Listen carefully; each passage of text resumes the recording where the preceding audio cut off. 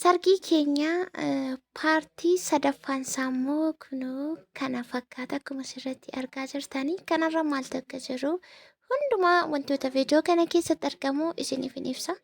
Nagaan isiniif haa ta'u nagaan dhagannee akkam jirtu nuti jirra galata waaqaa baga jiraatanii baga nagaa taatanii jecha warra viidiyoo keenya daawwachaa laayik sheer gochaa asabas taa'ite keessaniin nu waliin jirtanii galatoomaa arras immoo kunoo sa'aatii malee ta'us immoo wanta jiru isin qaqqabsiisuu dhufeetiin jira nu waraabuu diddee si eegaa jarrattanii komentii barreessitan jirtu yaa'u kun immoo akan gaafa qidaamee galgalaati jechuudha. Viidiyoon guyyaa kaleessa galgala poostii godhee kan gaafa jimaata maatiin keenya biyyarraa dhufanii simannaa goonii fi keessummaadha kan gaafa jimaata jechuudha. Kun immoo kan gaafa qidaameeti. Gaafa qidaamee galgala immoo kunooti egaa biddeen tolchamee waxiin hojjetame wanti hundumtuu qophaa'eetu buluu qaba. Maaliif sagantaan gaafa sanbata sargii suni sa'aatii 6 irratti yookaan sa'aatii 6 irrattidha kan inni galu waan ta'eef dirqama halkan hojjetamee buluudha qaba. Kanaafuu uummanni naannoo keenya haa galatoomanii jaalalaaf kabajanuuf qaban haala argitan kanaan nutti agarsiisaa jiru. Warri sochoosaa jiran kun egaa namoota maatii qaban ijoollee qabanii akkasittiin bira turanii halkanii shunkurtii akkasittiin sochoosaa gargaara jechuudha. Dubartoota warra hojjechaa jiranii kaan immoo duubaan foon goggotuu wantoota tokko tokko gibbii sirreessuu dikoorii godhu wanti isaan nurraa hambifatan nurraa qusatan hin jiru. Waaqayyoo waan bareedaa waan nama gammachiisu wanta nuti yaadne karaa meeqaatiin nu milkeessee jechuudha. Achiin booda erga kana hojjechaati. As kanatti immoo kunis gaafa jechuudha. Gaafa qidaamee galgala sagantaa kanatu jira. As kanatti jechuudha. Kuni maalidha jettanii aadaa biyya keenya cumboo seedhamu cororsaa seedhamu kana kan hojjete warra gammeeti jechuudha. Kana kan hojjete sagantaa mataa isaanii qabu. Maaziriinis karaa mataarree isaanis immoo warri kan kos warri kan saas jechuudha. Wanta qabatanii dhufan qabu haga danda'ame fageenyi immoo baay'ee dhaga. Wallaggaarraa dhufanii yeroo ammaa kana tiraanspoortiis ta'e akkasuma nadaajiitti wal qabatee namatti xiqqoo jibbi girgiriin uumamee ture. Garuu waaqayyo nu gargaaree karaa meeqaan nu gammachiisee keessa nu dabarsee maatiin hundi isaanii dhufuu baatan illee to'awwanii maal jedhanii kanaaf asinis jiru warri immoo qaqqabanii wanta gochuu qaban asitti haguma ta'e haguma fageenya irraa qabatanii dhufuu danda'an fidatanii dhufaniiru jechuudha. Kanaafuu egaa wanti asirratti argamu kun akkuma argitan yeroo darbee Masoobii fiteen ture kan isiniin jedhe waan akka kanaaf barbaadeen ture.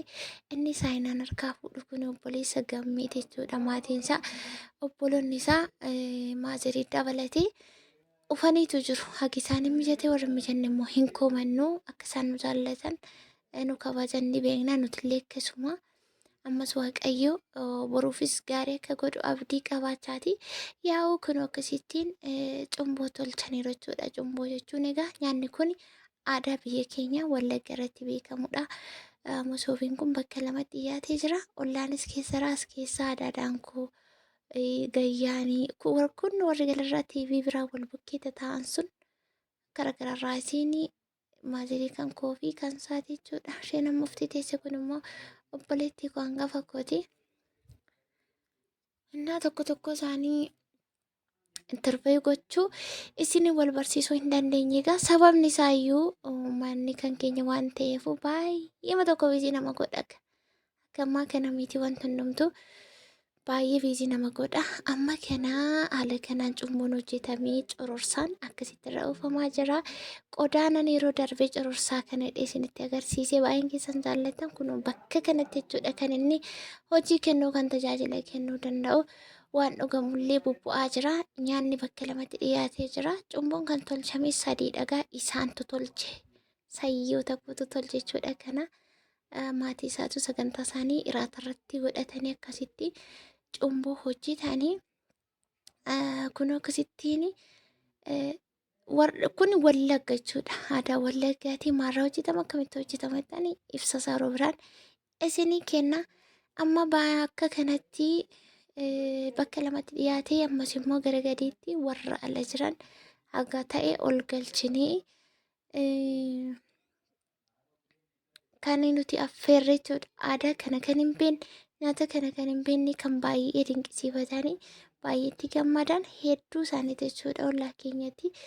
Amma kunoo akka kanatti birzii buusaa maal jechaa jirra gara nyaata kanaatti dhiyaachuudhaaf tokko lama sadi jechuudhaaf jira jechuudha. Akkasitti wal keessa deddeebi'ee namni jaalalaan kan kaameeraatti qabachaa maal jechaati jira jechuudha. Kun immoo gaafa qidaamee galgaladha. Sargii boruu hin jiru jechuudha. Alaatii kan shunkurtii sochoosaa qoraanii maalii beekaa gibbii keessa dhiisaa qawwixi godhanii moqida maqii godhanii baay'ee nu bareechanii. Kun immoo gaa waaqayyotu jaallatee fedhaaf jaalala isaatiin karaa nuti yaadiin haga kanaas ta'a bal'atas namnis jira namni nuti ba'e sana kana nuun jedha inni yaada keenya keessaa kan hin qabnes ta'e isa namaan illee too waliin bariin kan jedhuun saraatenyoota hojiitti kan qacarre bakka saraatenyoon haga waan hojjetan dhabanitti geessan jechuudha. Yaa'anii dhufanii maal goonedhanii tokko sana kana qaqqabachuun dubartoonni isaaniillee hin hafne halkan immoo dhiironni isaanii nutti galagalanii akka nu kabajan waaqayyo isaan haa kabaju jechaatiin nu deeggaraa jiru. Innaa akkuma isiniin jedhe egaa sagantaan kan warra isaatii har'a wanti kun seera malee dhiyaatu baay'ee kabajaa fi jaalala kan qabu kan karaa keenya ammoo boritti jechuudha. Guyyaa isaa akkamittiin akka isaan kun hin beeku guyyichi biizii nama ga'uun isaan ollee as kanatti akkuma argitan nyaanni kun baay'ee nama hawwisiisaa baay'ee amma bira ga'anitti nama jarjaarsaa.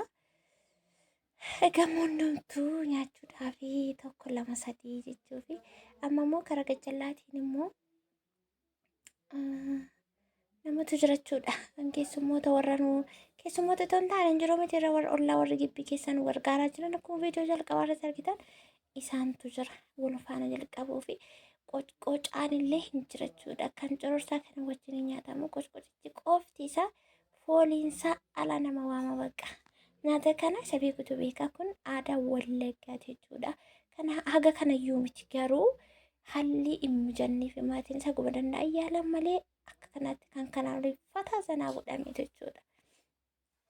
Suni kan qophaa'u innaa kana fakkaataa amma nyaachuudhaaf kun yoom yoo ittanii kan gaaf qidaamee sargii boruun jiru. As kanatti immoo warra keessummoota miti warra hojiirraa dhufan kun warra shunkurtii sochoosaa jiran warra funkutaa jiran warra maal gochaa jiran isaaniin gashinee haala kanaan teessisnee isaan kun warri gara Wallaggaa jiru warri gara Shawaa kana jiru warri eessaa jiru kan aadaa kana hin beeknetu jira kan nyaata kana hin beeknetu jira kaan immoo akkasumatti argee kan qammasii hin beeknetu jira baay'ee dinqisiifatanii nyaata akkamii maal bakka maal isin hin jennaare.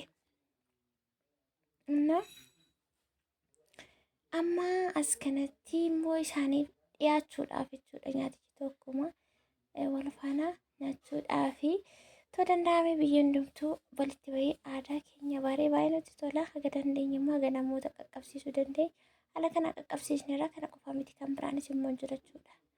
Kanaa kan biraanis immoo hin jira kunoo kan isaanis dhufee fi akkasitti qadaadamee sabooda yookaan cororsaatu irratti namaa fi akkasitti nyaachuudhaaf walitti qabamanii jiru.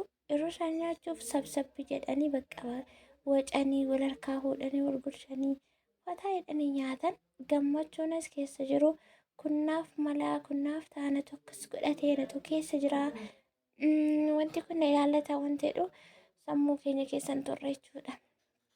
Gamalachaniinu anas ta'eesa garuu waaqayyo waan jaallatu sa'aatii yeroo isaa eegee guyyaa isaa eegee nama raawwata waan kan ofii ta'e jechuudha. Gaaris ta'e yaraa na waaqayyoon baay'ee galateeffannaa akkasittiin kunoo cororsaa irra buusuutti jiru jechuudha. Warri kun argitanii akkasittiin cororsaan irra bu'aa jira sabooda nyaachuudha dhuguudha haasa'uudha korfuudha zanaafataa jechuudha. Kun akka kanatti moqqida maqi jedhee sargii boruun jiru jechuudha. Gaafa sargii sana immoo maal akka ta'u itti aansee isiniif waraabaati yookaan immoo viidiyoo waraabame isin biraan qaqqabsiisa. Isin kunis kanatti immoo galateeffachaa jirra jechuudha. Nuuf galateeffachaa jiran ni dhaabbatu eebbifamee akka qulqullaa'ee nyaanni gara suura keenyaatti akka dabalamu jechuudha. Innaa akkasii Guys, like gochuu share gochuu irraan fatina warri yaadannoo kennaa jirtan hunduma keessan warri viidiyoo keenya share akkasumallee maatii taati jirtan baay'ee galatooma. Sinin jaa kan deebi'ee dhufuutti baay'ee